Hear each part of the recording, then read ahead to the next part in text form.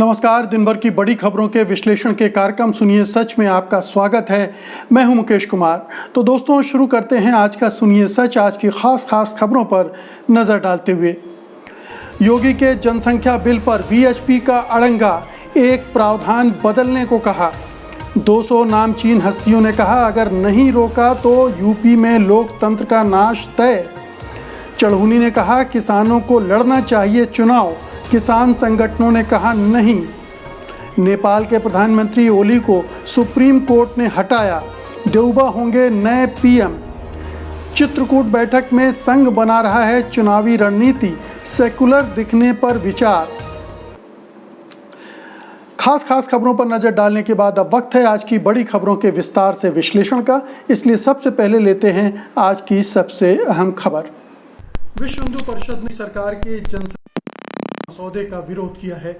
विश्व हिंदू परिषद ने एक बयान जारी करके कहा है कि हालांकि वह जनसंख्या स्थिर करने की सरकार की कोशिशों से सहमत है, पर एक बच्चे वाले परिवार को रियायत देने का फैसला सही नहीं है।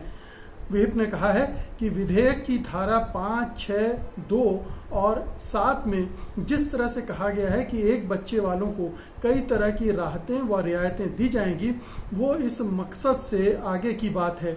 वीएचपी के कार्यकारी अध्यक्ष आलोक कुमार ने कहा कि पब्लिक सर्वेंट या अन्य को एक बच्चा पैदा होने पर इंसेंटिव देने की बात कही गई है। इस नियम को बदलना चाहिए, क्योंकि अगर वन चाइल्ड पॉलिसी लाई जाती है तो इससे समाज में आबादी का असंतुलन पैदा होगा। ऐसे में सरकार को इस बारे में फिर से विचार करना चाहिए, वरना इसका असर निगेटिव ग्रोथ में हो सकता है। और ये एक वाजिब चिंता है विश्व हिंदू परिषद की कि जिस तरह का ये बिल बनाया गया है उसमें बहुत सारी विसंगतियां हैं। जो पॉपुलेशन के एक्सपर्ट हैं उनका कहना भी है कि इस तरह के बिल की ज़रूरत ही नहीं है। उनका तो ये कहना है कि जनसंख्या विस्फोट जैसी कोई स्थिति ही नहीं है जिसके लिए इतने सख्त कानून की किसी तरह से ज़रूरत हो। तो एक तरफ तो ये है कि चुनाव हैं, इसलिए योगी आदित्यनाथ एक पोलराइजेशन के मकसद से उनको लग रहा है कि जनसंख्या के विवाद को उन्होंने जिस तरह से ये रूप दिया है संघ परिवार ने कि ये मुसलमानों की वजह से जनसंख्या बढ़ रही है, जो कि आंकड़ों के हिसाब से बिल्कुल भी सही नहीं है, तो वो इस नरेटिव को आगे बिल्ड करने में शायद सफल होंगे। लेकिन इससे जो भी जनसंख्या का नियंत्रण होगा वो उसी पैमाने पर मुसलमानों में भी होगा और हिंदुओं में भी होगा। अगर ये धारणा है कि हिंदू ज़्यादा परिवार नियोजन मानते हैं और मुसलमान कम मानते हैं तो ये एक मिथ्या धारणा है। इसका संबंध गरीबों से है, अशिक्षा से है, पिछड़ेपन से है, और चाहे वो हिंदू के पिछड़े लोग हों या मुसलमानों के, दोनों में इस तरह से ज़्यादा संतान पैदा करने की प्रवृत्ति है। जबकि जो संपन्न वर्ग हैं, शिक्षित वर्ग हैं, वो दोनों ही समुदाय में कम बच्चों वाली पॉलिसी को पहले से ही अपनाए हुए हैं। और ये जो आंकड़े आते हैं हर 10 साल में सेंसस के, वो भी इसी तरफ इशारा कर रहे हैं कि हिंदुओं के मुकाबले अब मुसलमान समाज ज़्यादा तेजी से इन योजना को अपना रहा है परिवार नियोजन की, और उनकी आबादी में तेजी से कमी आ रही है। तो ये बड़ी वजह है। दूसरा विश्व हिंदू परिषद का कि लोगों को एक निगेटिव ढंग से राजी करना ये भी ठीक नहीं है, और एक बच्चे की पॉलिसी से जनसंख्या का असंतुलन पैदा हो सकता है। अभी भारत युवा देश है, फिर अगर जनसंख्या पर आपने एकदम से ब्रेक लगा दिया तो धीरे धीरे हमारे समाज में बुजुर्गों की तादाद बढ़ जाएगी, जो कि एक खतरनाक स्थिति होगी। और हमारे जो विश्व में एक युवा भारत की वजह से हमारी एक साख है, एक बड़ा मार्केट है, एक बड़ी लेबर फोर्स है, उस सब के बारे में हमारा एक नकारात्मक बिंदु डेवलप कर जाएगा। तो इसको इस लिहाज से भी सोचा जाना चाहिए। और दूसरी बात यह है कि इस पूरे बिल को लाने के पहले सरकार ने विशेषज्ञों से बातचीत नहीं की है। ये लॉ कमीशन है उत्तर प्रदेश सरकार का, उसने ये बिल ड्राफ्ट करके दे दिया है।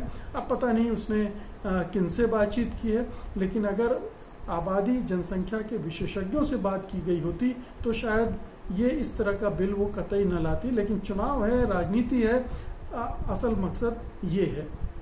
अगली खबर लेते हैं। उत्तर प्रदेश की कानून व्यवस्था का हाल देखते हुए 200 से अधिक नामचीन लोगों ने कहा है कि अगर योगी सरकार को रोका नहीं गया तो राज्य में लोकतंत्र का नाश होना तय है। उन 200 लोगों में 74 पूर्व नौकरशाह भी शामिल हैं। खुले पत्र में राज्य में शासन व्यवस्था के पूर्ण रूप से चरमराने और कानून व्यवस्था के खुले तौर पर उल्लंघन की निंदा की गई है।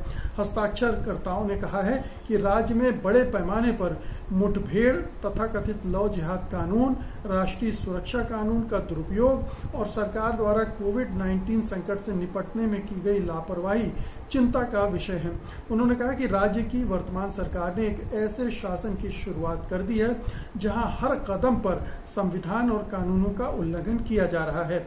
पत्र में कहा गया कि ये स्पष्ट रूप से देखा जा सकता है कि कार्यकारी मजिस्ट्रेट और पुलिस सहित प्रशासन की सभी शाखाएं ध्वस्त हो गई हैं। हमें डर है कि यदि अभी अंकुश नहीं लगाया गया तो राज्य में राज्य की राजनीति और संस्थानों को बहुत नुकसान होगा, जिसके परिणाम स्वरूप लोकतंत्र का विनाश हो जाएगा। पत्र में आंकड़ों और उदाहरण के साथ बात कही गई है। पत्र में शांतिपूर्ण प्रदर्शनकारियों के खिलाफ कार्रवाई का आरोप लगाया गया और साथ ही केरल के पत्रकार सिद्दीक कप्पन के मामले का उल्लेख भी किया गया है। उन्होंने कहा कि विरोध के अधिकार को दबाने के लिए हिरासत, आपराधिक आरोप और वसूली का आदेश आम हो गए हैं। पत्र में नागरिकता संशोधन कानून के प्रदर्शनकारियों के खिलाफ दर्ज की गई सैकड़ों एफआईआर का भी जिक्र है।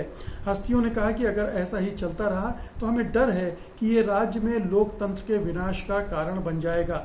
पत्र में हस्ताक्षर करने वालों में नजीब जंग, हर्ष मंदर, शिवशंकर मेनन, अरुणा रॉय, जूलिया रिबोरो, जवाहर सरकार जैसे लोग शामिल हैं। तो ये चिंता खासतौर पर उत्तर प्रदेश को लेकर ज़्यादा हो रही है, क्योंकि हमने लगातार वहाँ पर कानूनों का मजाक उड़ते देखा है, कानूनों का दुरुपयोग होते हुए देखा है, जो सरकारी मशीनरी है उसका दुरुपयोग होते देखा है।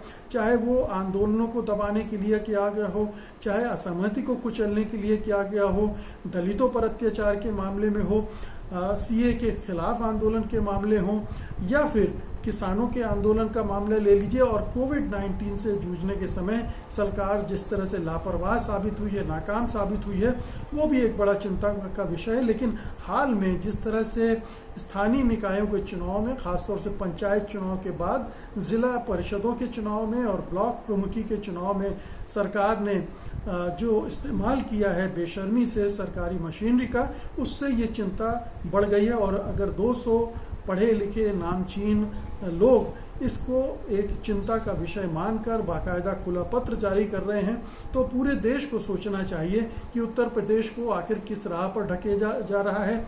और अगर उत्तर प्रदेश इस राह पर गया तो बाकी देश का क्या हाल होगा, क्योंकि ये ट्रेंड फिर बन सकता है। जहां भी बीजेपी शासित राज्य हैं वहां इसी तरह की गतिविधियां बढ़ेंगी, बढ़ रही हैं। बल्कि हमने असम में देखा है कि वहाँ फर्जी मुठभेड़ों का सिलसिला शुरू हो गया है और वहाँ के नए मुख्यमंत्री अब योगी की भाषा में बात करने लगे हैं। तो ये एक खराब ट्रेंड है, खतरनाक ट्रेंड है और इस पर गौर किया जाना चाहिए। अगली खबर लेते हैं। हरियाणा के किसान नेता गुरनाम सिंह चढ़ूनी ने कहा कि किसानों को मिशन पंजाब के तहत पंजाब चुनाव लड़ने के लिए जुटना चाहिए, लेकिन किसान संगठनों ने उनके इस सुझाव को व्यक्तिगत बताते हुए खारिज कर दिया है। चढ़ूनी ने एक वीडियो जारी करके कहा कि आंदोलन में अब तक कई किसान शहीद हो चुके हैं और किसानों ने बहुत दर्द सहा है, लेकिन हमारी बात किसी ने नहीं सुनी। उन्होंने कहा कि किसान अब मिशन उत्तर प्रदेश में जुटने जा रहे हैं और इसके तहत 5 सितंबर को एक रैली भी रखी गई है। चढ़ूनी को लगता है कि किसान आंदोलन में सक्रिय संगठन अगर पंजाब के विधानसभा चुनाव में उतर जाएं और वहां सरकार बना लें और वहां हालात बदल कर दिखा दें, तो वह मॉडल पूरे देश में लागू हो सकता है, जा सकता है। लेकिन पंजाब के किसान नेताओं ने चढ़ूनी के इस सुझाव से किनारा कर लिया है। उन्होंने कहा है कि किसानों का मिशन केंद्र सरकार की ओर से बनाए गए कृषि कानूनों को रद्द करवाना है और उनकी कोई राजनीतिक ख्वाहिश नहीं है और ना ही कोई राजनीतिक एजेंडा है। तो चढ़ूनी ने जो सुझाव दिया है, इसको लेकर लगता है कि किसानों के बीच में कुछ कशमकश चल रही है कि राजनीति में हमें किस हद तक बढ़ना चाहिए, राजनीति में बीजेपी पर दबाव बनाने के लिए, केंद्र सरकार पर दबाव बनाने के लिए उसके खिलाफ वोट देने की अपील करनी चाहिए कि या खुद एक चुनावी मैदान में उतर जाना चाहिए, लेकिन चुनावी मैदान में उतरने के बहुत खतरे हैं। इससे इस आंदोलन को डिस्क्रेडिट करने का एक बहाना बीजेपी को मिल जाएगा। अरे ये तो राजनीतिक आंदोलन है, और राजनीतिक आंदोलन कहते ही वो राजनीतिक हथकंडों से उसे नष्ट करने की कोशिश करेगी, जो कि अभी एक नैतिक आधार है किसानों के पास।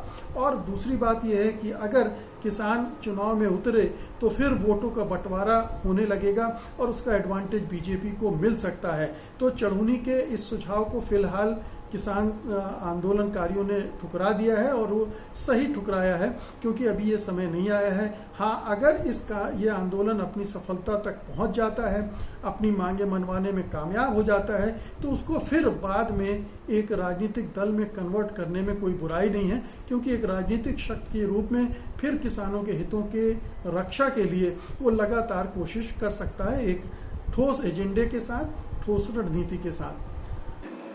अगली खबर लेते हैं। नेपाल के प्रधानमंत्री केपी शर्मा ओली को नेपाल के सुप्रीम कोर्ट से बड़ा झटका लगा है। सुप्रीम कोर्ट ने केपी शर्मा ओली द्वारा संसद भंग करने के आदेश को रद्द कर दिया है। इसके साथ ही सुप्रीम कोर्ट ने पूर्व प्रधानमंत्री शेर बहादुर देउबा को 2 दिन के भीतर प्रधानमंत्री नियुक्त करने का आदेश भी दिया है।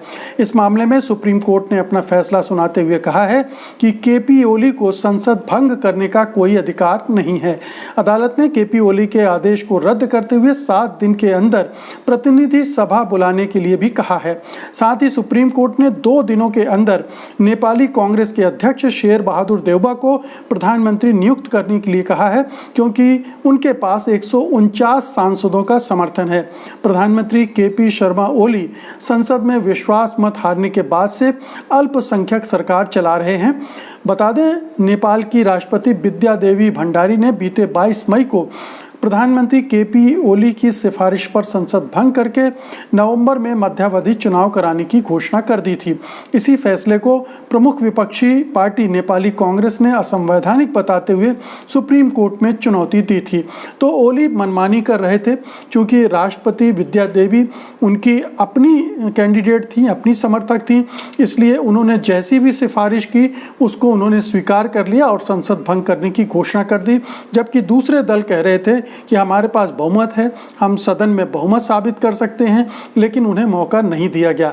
तो सुप्रीम कोर्ट में जब ये मामला गया तो जाहिर है कि सुप्रीम कोर्ट ने तमाम दावों को देखा है, जांचा है, परखा है, और ये पाया है कि जो केपी शर्मा ओली थे वो मनमानी कर रहे थे, लोकतंत्र को अपने ढंग से ढकियाने की कोशिश कर रहे थे, उसका दुरुपयोग कर रहे थे, सत्ता में बने रहने के लिए तमाम तरह के जोड़ तोड़ कर रहे थे। जैसे कि उन्होंने 20 नए नवेले मंत्रियों को शपथ दिलवा दी थी, जबकि वो कार्यवाहक प्रधानमंत्री हैं और उनको ऐसा करने का हक नहीं है। तो इस पर भी रोक लगाई है सुप्रीम कोर्ट ने। तो ये एक बहुत ही महत्वपूर्ण फैसला है नेपाल के लिहाज से, और ये डेमोक्रेसी के लिहाज से भी। कहीं भी डेमोक्रेसी में जब इस तरह के नेता आते हैं तो किस तरह से मनमानी करते हैं और किस तरह से लोकतंत्र को पटरी से उतार कर अपनी सत्ता को वैध बनाने की कोशिश करते हैं, ये एक गलत उदाहरण केपी शर्मा ओली ने वहाँ पर स्थापित करने की कोशिश की थी। लेकिन सुप्रीम कोर्ट के दखल से कम फिलहाल वहाँ ये सफाई हो रही है। उम्मीद करना चाहिए कि जल्दी ही देउबा शपथ लेंगे और थोड़ा नेपाल में एक राजनीतिक स्थिरता आ सकेगी। अगली खबर, आज की अंतिम खबर। यूपी मध्य प्रदेश की सीमा पर बसे चित्रकूट में राष्ट्रीय स्वयंसेवक संघ अपनी सालाना बैठक में आने वाले चुनाव की रणनीति बनाने में जुटा हुआ है। 5 दिनों की इस बैठक में बीजेपी की मदद के लिए क्या किया जाए, इस पर अंतिम फैसला लिया जा सकता है। वहीं इस बैठक में अयोध्या के राम मंदिर जमीन को लेकर हुए कथित घोटाले के आरोप में घिरे चंपत राय से पूछताछ किए जाने की भी चर्चा है। हालांकि उन पर कोई कार्रवाई नहीं की गई है, लेकिन राम मंदिर के कामकाज को देखने के लिए पहले ही भैया जी जोशी को तैनात करके उनको किनारे कर दिया गया है। कुछ दिनों पहले ही संघ प्रमुख मोहन भागवत में हिंदुओं और मुसलमानों को लेकर एक विवादास्पद बयान दिया था। उन्होंने कहा था कि दोनों का डीएनए समान है। कहा जा रहा है कि संघ की कोशिश है कि वो चुनाव से पहले मुसलमानों को अपने साथ लाने की कोशिश करे। वहीं इस बैठक में संघ के अधिकारियों में भी फेरबदल किया गया है। संघ के सह सरकारवाह अरुण कुमार को बीजेपी के लिए नया संपर्क अधिकारी बनाया गया। इससे पहले इस काम को कृष्ण गोपाल देख रहे थे। इस पद पर नियुक्त शख्स का काम बीजेपी और संघ के बीच राजनीतिक मुद्दों पर समन्वय बनाने और संवाद करने का रहता है। तो 4-5 मोटे तौर पर एजेंडा हैं।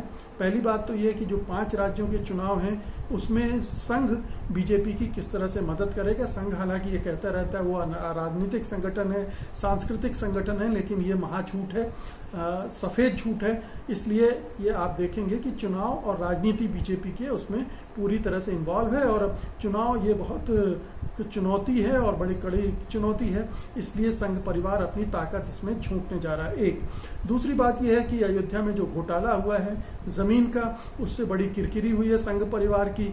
इसलिए अब संघ परिवार उसको मटियाने में लगा है, लीपापोती करने में लगा है कि किसी तरह से जो चर्चाएं चल रही हैं उनको दबा दिया जाए और अपना एक अधिकारी उसने वहां बैठा दिया है भैया जी जोशी को, ताकि मामले को संभाला जा सके। तीसरा ये है कि अभी जो उन्होंने मुसलमानों को जोड़ने की बात कही थी और मुसलमानों को इस देश का बराबर का नागरिक करने की बात कही थी, उसको संघ परिवार में बहुत लोगों ने अच्छे से नहीं लिया है।